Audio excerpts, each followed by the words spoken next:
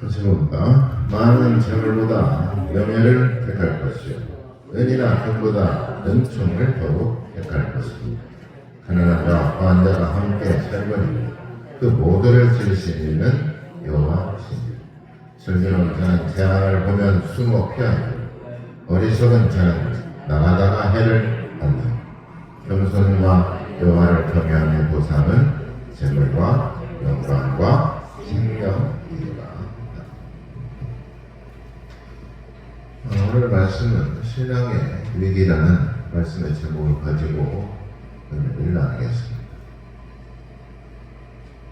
이 세상 사람 누구나 여유를 가지고 불편한 일들을 최소화하며 덜 아프고 덜 힘들고 덜 어렵게 살고자 하는 것이 대부분의 사람들의 소원일 것입니다. 그래서 요즘 흔히들 저속, 노하다, 또 9988, 1234라고 해서 99세까지 팔팔하게 살고 하루 이틀에서 3일 아프고 죽었으면 좋겠다는 말이 유행이 되고 있기도 합니다. 그런데 우리가 원하는 대로 내 생각대로 모든 것이 되지 않는다는 것입니다. 병도 얻을 수가 있고 또 갑작스럽게 사고를 당하기도 합니다. 잘 나가던 일과 직장에 문제가 생기고 또 집안에 불화가 생길 때도 있습니다. 그래서 문제는 오래 사는 것도 물론 필요하고 중요하겠지만 우리가 생각해야 될 것은 어떻게 살 것인가가 더 중요하다라고 볼 수가 있죠. 또 며칠 전에 한 동영상 광고를 보니까 이러한 내용이 있어요. 어느 시인이 여행을 갔다가 자기 자신을 처음 보는 할머니 한 분이 자기 넥타이가 삐뚤어졌다고 고쳐줬는데 그 마음이 너무나도 따뜻해서 그 나라에서 1년을 살았다라는 아주 감동적인 내용의 동영상을 봤습니다. 그 시인이 누구인지는 모르겠지만 시인이 아니더라도 이런 따뜻하고 행복한 기억이나 추억이 우리에게 더더욱 오래 남게 되는 것이죠. 세상을 살아가는데 우리에게 가장 필요한 것이 과연 무엇일까? 마음의 여유를 갖게 되는 것, 마음의 공간이 있어야 상대방에 대한 배려도 할 수가 있는 것이고 힘들고 어려운 이웃에 대한 치유와 돌봄도 가능하다는 얘기입니다.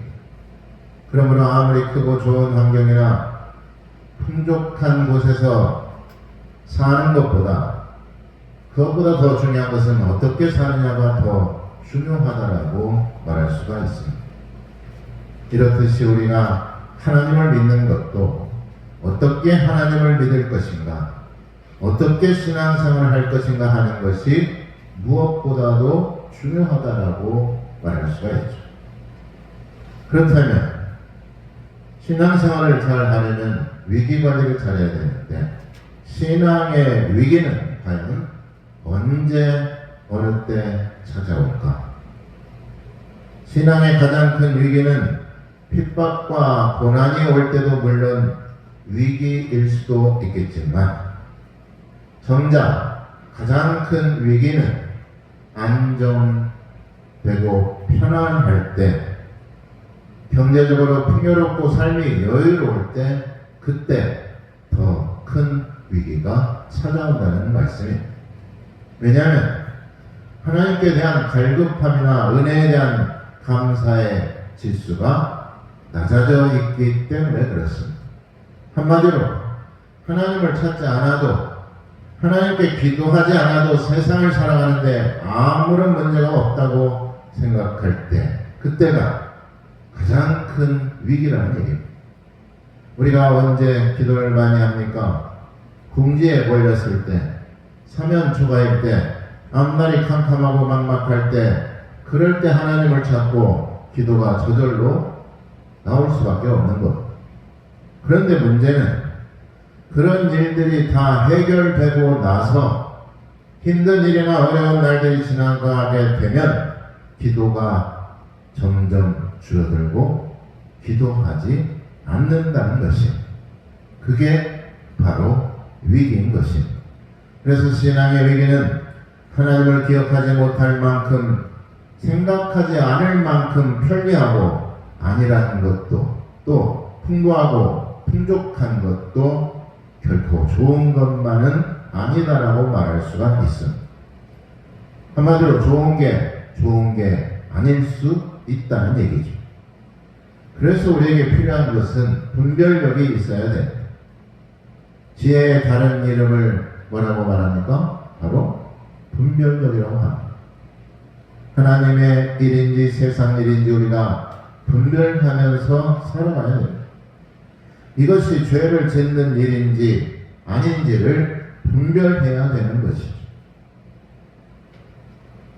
다윗이 자기 부하의 아내 밧세바를 범했을 때 그가 전쟁에서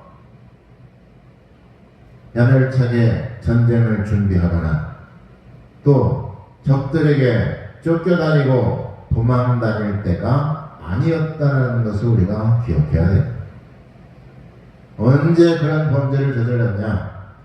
할 일이 없어서 왕궁 옥상에서 빈둥빈둥 거리다가 밧세바가 목욕하는 모습을 엿보게 됩니다.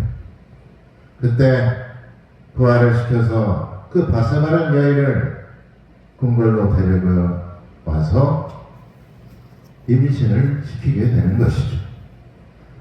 그리고 더 큰 죄는 뭐냐면 그 남편 우리아라는 부하를 전쟁에 나가서 죽게 유도를 했던 것이 정말 치밀하고 정략적인 치정 범죄를 다윗은 저질렀던 것이, 부하의 아내를 범한 것도 모자라 그것을 들키지 않기 위해서 밧세바의 남편 우리아를 가장 치열한 전쟁에 참가하게 해서 전쟁통에서 죽게 만들었던 것이 간접살인한 것이죠. 다윗은 남편이 있는 여인을 간통하고 그 남편을 죽게 만들었던 것이 요즘으로 치면 권력형 성범죄라고 볼 수가 있습니다. 하나님께서 이를 못마땅히 여기고 선지자 나단을 통해서 다윗에게 보내게 됩니다. 그리고 그 죄를 신랄하게 다윗이 묻고 그 죄를 깨닫게 하는 장면이 나오죠. 그때 다윗은 어떻게 했을까요? 죄를 부정하거나 눈에 가시처럼 보였던 선지자 나단을 제거하지 않았습니다. 오히려 자신의 죄를 하나님 앞에 철저하게 회개했던 것이, 회개에 합당한 열매를 맺었던 것이죠. 그래서 죄가 있더라도 회개하는 것이 무엇보다도 먼저라는 것을 우리는 다윗의 사건을 통해서 배울 수가 있습니다. 다윗은 하나님께 그 죄를 평생을 두고 또 생각날 때마다 다윗은 회개했습니다. 눈물로 회개를 얼마나 했든지 눈물로 침상을 띄울 만큼 회개했다라고 성경은 기록하고 있죠. 다윗은 자신이 무엇을 잘못했는지, 어떻게 하나님께 회개해야 할지를 다윗은 알았던 사람이라는 얘기죠. 자기 왕좌를 이용하거나 자신의 권위를, 죄를 숨기거나 감추는데 이용하지 않았다는 얘기입니다. 보통 권위가 있거나 세력이 있다면 자신의 죄를 숨기거나 감추는데 그것을 악용하게 됩니다. 그러나 다윗은 하나님 앞에 정직했고 하나님 앞에 자신의 위치가 어떤 위치인지 또 어떻게 처신해야 될지 그는 정확하게 알고 있었다는 얘기입니다. 첫째로, 위기가 언제 옵니까? 위기는 바로 하나님의 은혜를 망각할 때, 그때 위기가 찾아오게 됩니다. 은혜를 기억하고 그러므로 은혜를 간직하시길 바랍니다. 아랍 속담에 태양만 비추면 사막이 된다라는 말이 있습니다. 양지가 있으면 음지가 있듯이 우리에게 필요한 것은 건조한 바람도 필요한 것이고 또 우기도 필요한 것입니다. 많은 사람들이 밝은 태양만을 원하지만 태양만 계속되면 오히려 우리네 인생은 풀도 자라지 못하는 사막이 되고 마는 것입니다. 우리 인생이 촉촉하고 푸르게 잎사귀가 성장하기 위해서는 반드시 비가 필요한 것입니다. 또 우리는 보통 무지개를 보면 좋아하죠. 그 화사하고 아름다운 무지개를 원한다면 한편으로 소낙비가 절대적인 영향을 준다는 것을 우리가 알 수가 있습니다. 소낙비를 맞지 않고는 소나기가 없이는 결코 7빛깔의 무지개를 경험할 수가 없다는 얘기입니다. 다양하고 아름다운 무지개와 같은 인생을 원한다면 때로는 아픔과 고통의 소낙비를 맞아야 되는 것이고 고난과 역경을 견뎌야 된다는 말씀입니다. 반드시 거기에는 인내와 절제가 필요합니다. 오래 기다리고 끊이지 않는 기도가 바로 무지개를 볼 수 있게 하는 것입니다. 그래서 보면 위기는 기회다라는 말을 하는 것입니다. 위기라는 말도 위험과 기회란 말의 합성어로 되어 있죠. 기회란 마냥 좋을 때만 오지 않습니다. 오히려 위험할 때, 위험에 처할 때 어려움을 극복하고 난관을 이겨낼 때 그게 바로 기회가 된다는 말씀입니다. 그래서 경제 용어로 기회비용이라는 말이 있습니다. 하나의 결정과 선택을 했다면 다른 하나는 포기해야 된다는 것입니다. 일본 아오모리현의 한 농부는 수년 전에 아오모리에 큰 태풍이 불어서 사과밭에 사과 10개 중에 9개 꼴로 땅에 떨어지는 피해를 당하게 됩니다. 대부분의 다른 농부들이 떨어진 90%의 사과를 보면서 낙담하고 절망에 빠졌을 때 그 농부는 떨어지지 않은 한 개의 사과를 어떻게 팔아야 될까를 생각을 했던 것입니다. 그 농부는 국리와 연구 끝에 태풍에도 떨어지지 않는 사과라는 이름을 붙여서 대학 입시 합격 기원 선물로 그는 기원 선물로 팔기로 했다고 합니다. 합격 사과라는 이름을 붙여서 판매에 크게 성공을 거두어서 태풍 피해를 극복할 수가 있었다는 일화가 있습니다. 그 농부에게는 오히려 위기가 기회가 되었던 것입니다. 한 빌딩의 입구에서 꽃을 파는 한 할머니가 있었습니다. 그분의 얼굴은 주름이 많았고 옷차림도 아주 허름했습니다. 그런데 항상 밝은 표정으로 주위 사람들을 즐겁게 해주었다고 합니다. 한 번은 건물 주인이 할머니에게 이렇게 물었습니다. 무슨 좋은 일이 있나 봅니다. 왜 그렇게 밝아 보입니까? 라고 묻자 할머니가 말하기를 제 걱정을 트럭에 담으면 아마도 100대도 모자랄 겁니다.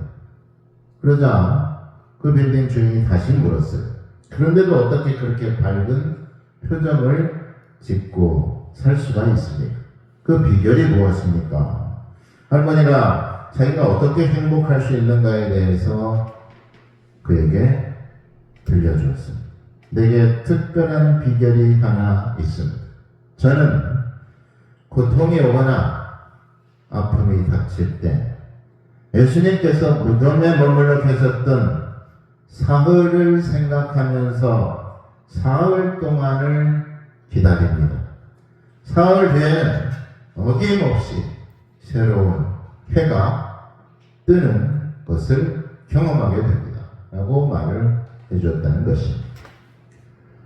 우리를 괴롭히는 걱정이나 근심과 고민 중에 90% 이상은 사실은 안 해도 될 걱정과 근심이 많다는 것이고, 또 시간이 지나면 언제 그랬냐는 듯 사라지고 괴로움의 시간들은 어느덧 과거로 남아있게 되는 것입니다.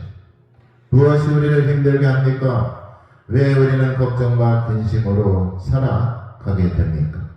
오히려 근심과 걱정을 기도로 승화시키는 믿음이 그러므로 우리에게 필요한 것입니다.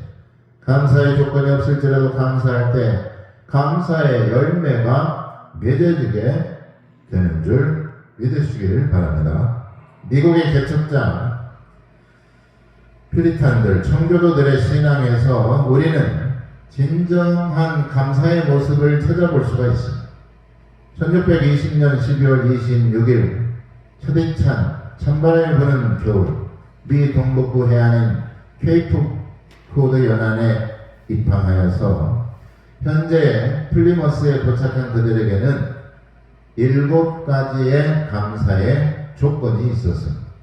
첫째, 180톤 밖에 안 되는 작은 배였지만 그 배라도 우리에게 허락해 주셨음을 하나님께 감사했던 것이죠. 둘째, 평균 시속 2마일, 약 3.2km의 항해였으나 117일간 계속 전진할 수 있었음을 또한 그들은 감사했던 것입니다.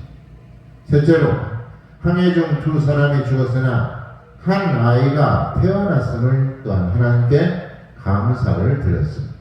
넷째로, 폭풍으로 배 중심이 되는 큰 돛이 부러졌으나 파손되지 않았음을 또한 하나님께 감사를 했습니다.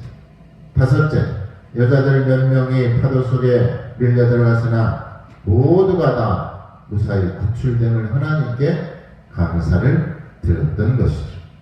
여섯째로, 인디언들의 방해로 상륙지를 찾지 못해 한 달을 바다에서 방황했으나 호의적인 원주민이 사는 상륙지점을 허락해 주신 하나님께 감사를 드렸습니다.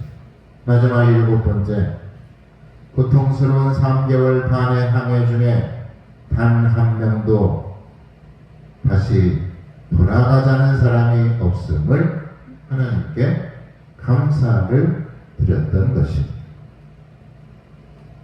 우리가 사실 잘 될 때 감사하는 것은 아무나 할 수가 있습니다.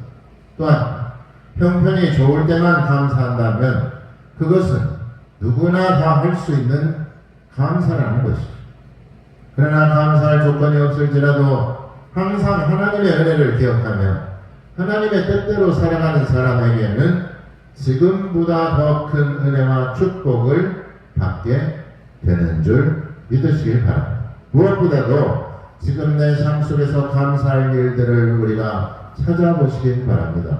위기가 오더라도 하나님을 바라보고 믿음으로 말씀을 붙잡고 기도하는 사람에게는 감사의 환경이나 이유가 없을지라도 그리 아니하실지라도 그럼에도 불구하고 감사하는 사람이 결국 하나님의 은총을 받게 된다는 것입니다.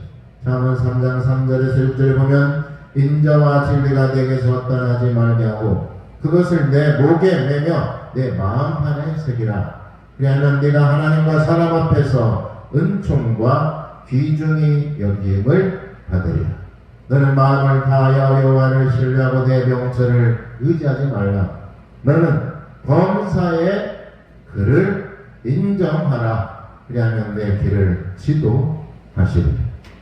하나님의 은총을 받은 사람은 어떤 사람일까? 세상을 의지하는 사람이 아니라 하나님을 의지하는 사람인 것입니다. 육신의 정욕과 탐심으로 사는 것이 아니라 십자가의 은혜를 깨닫고 살아가는 사람인 것입니다. 나의 받은 것은 하나님의 은혜라고 고백하는 것입니다. 은혜 없이는 살 수 없다라고 말하는 사람인 것입니다. 은혜가 아니었다면 지금보다 훨씬 더 불행하고 훨씬 더 도려냈을 거라고 믿고 살아가는 것입니다. 따라서 한번 해볼까요? 하나님께서 지켜주시기 때문에, 다시 한번, 하나님께서 지켜주셨기 때문에 이만한 겁니다. 내가 이만큼이라도 지금 살고 있는 것은 하나님께서 함께 해 주셨기 때문이라는 얘기죠. 하나님의 은혜가 있었기 때문에 우리는 이렇게라도 살고 있는 겁니다. 하나님의 은혜가 없었다면 세상에서 방황하며 하나님의 원수로 남아있을 것입니다. 은혜가 없이는 여전히 죄 가운데 머물러 있을 수밖에 없기 때문에 그렇습니다. 그러므로 하나님의 은혜를 기억하시길 바랍니다. 우리를 얼마나 사랑하셨는지를, 주님이 날 대신해서 십자가에서 저주와 심판을 받으시고 고통과 고난을 겪으셨기 때문에 대속하신 주님의 은혜를 생각하며 어떠한 위기와 어떠한 고난도 이겨 나갈 수 있어야 되는 것입니다. 두 번째로, 신앙의 위기는 욕심과 교만 때문에 오는 것입니다. 하나님께서는 교만한 자를 물리치시고 직접 그를 대적하신다고 말씀하고 있죠. 베드로전서 5장 5절에 하나님은 교만한 자를 대적하시되 겸손한 자들에게 은혜를 주시니, 하나님의 은혜로 사는 사람은 결코 교만하지 않습니다. 교만은 은혜를 망각하고 떠나 살 때, 하나님을 멀리 할 때, 하나님의 말씀대로 살아가지 않을 때, 불순종과 불의하게 살아갈 때, 그때 바로 교만하게 되는 것입니다. 하나님의 의가 아니라 자기 의로 살아갈 때 그런 사람이 바로 교만하게 되는 것입니다. 또한 육체의 탐심과 육신의 탐욕은 하나님의 뜻보다 자기 뜻대로 살아가기 때문인 것이죠. 골로새서 3장 5절 6절에 보니까, 그러므로 땅에 있는 지체를 죽이라. 곧 음란과 부정과 사욕과 악한 정욕과 탐심은 우상 숭배니라. 이것들로 말미암아 하나님의 진노가 임하느니라 라고 말씀하고 있죠. 하나님의 은혜가 아니라 진노가 임하게 되는 것은 어떻게 살았을 때라는 말입니까? 이 땅에 음란과 부정과 사욕과 악한 정욕과 탐심과 우상 숭배로 살아가는 것입니다. 하나님을 믿는 사람들은 탐욕과 정욕대로 살아가서는 안 됩니다. 갈라디아서 5장 24절에 그리스도 예수의 사람들은 육체와 함께 그 정욕과 탐심을 십자가에 못 박았느니라. 성경의 인물들을 보면서 우리가 어떻게 하나님의 은혜로 살아가야 될지, 어떻게 신앙의 위기를 극복해야 되는지를 깨달아야 됩니다. 이런 아주 재밌는 이야기가 하나 있어요. 목사님, 제 소가 쌍둥이 송아지를 낳았어요. 한 마리는 제가 키우고 다른 한 마리는 나중에 팔아서 어려운 교회에 헌금을 하겠습니다. 그런데 며칠이 지나서 헐레벌떡 목사님을 찾아와서 그 농부가 하는 말이, 목사님, 정말 죄송합니다. 하필이면 주님의 송아지가 죽었어요. 그렇게 말하는, 처음부터 바칠 마음이 없었다는 얘기죠. 정말 드리고 싶었다면 먼저 하나님께 드려야 되는 것입니다. 은혜가 되려면 내 것이 먼저가 아니라 하나님의 것이 먼저라는 것이죠. 다 같이 한번 해볼까요? 은혜가 먼저다. 은혜 되면 하나님께 먼저 감사하는 습관이 되어야 됩니다. 우리에게 위기는 언제 오는 것일까? 위기는 하나님의 은혜를 망각하는 것이고, 교만한 자가 욕심과 탐욕으로 살아갈 때 하나님의 뜻과 말씀대로 살지 않기 때문에 위기가 오는 것입니다. 여기에서의 위기는 기회가 없는 위기인 것입니다. 하나님께서는 모세가 이집트 왕자로 있을 때 그때 하나님의 종으로 쓰지 않았습니다. 애굽 사람을 쳐 죽이고 광야로 도망가 양치는 목자로 있으면서 그 후로 40년이 지나고 80세가 되었을 때 세상적으로 볼 때 인간적으로 볼 때 아무런 힘도 없고 아무런 권력도 없을 때 내가 아무것도 할 수 없구나 낮아졌을 때 자기 부족함을 깨닫고 교만을 버린 후에야 그제서야 하나님께서는 모세를 들어서 사용하셨다는 것이에요. 가나안으로 그를 통해서 민족을 인도했습니다. 한마디로 그가 힘께 났을 때 애굽의 왕자로 세력과 힘이 있을 때 하나님은 모세를 사용하지 않았습니다. 모든 것을 내려놓고 겸손할 때 하나님께서는 그를 민족의 영도자로 쓰신다는 것을 우리가 기억해야 됩니다. 하나님의 의도와 섭리를 깨닫고 우리가 살아가야 됩니다. 사도 바울을 보십시오. 그가 쌓은 학문이나 배경이나 학벌로나 지식으로나 전혀 아쉬운 것이 없었던 사람이요. 그러나 그가 주님을 만나고 이 모든 것을 다 버렸습니다. 죄인 중에 괴수일 뿐이라고 자기 자신을 낮췄습니다. 이미 얻었다 함도 아니오 오직 내가 그리스도 예수께 잡힌받은 그것을 잡으려고 쫓아간다라고 그는 고백을 했습니다. 또한 예수님을 아는 지식 외에는 내가 모든 것을 배설물로 여긴다라고 고백을 했습니다. 나의 나 된 것은 내 힘으로 된 것이 아니라 세상이 주는 혜택이나 세상의 덕으로 된 것이 아니라 오직 하나님의 은혜였다라고 고백하고 있습니다. 다윗은 어떻습니까? 다윗은 자신의 권력을 이용해서 죄를 숨길 수도 있었고 자신의 죄를 지적하는 나단 선지자를 옥에 놔두고 처형시킬 수도 있었지만 하나님의 말씀 앞에 자신을 굴복시켰으며 겸손하게 순종하며 회개에 합당한 열매를 그는 하나님 앞에 맺으면서 살아갈 수 있었다는 것입니다. 겸손한 자에게 하나님의 재물과 하나님의 은총과 하나님의 생명이 임하게 되는 줄 믿으시기를 예수님의 이름으로 축원합니다. 기도하겠습니다.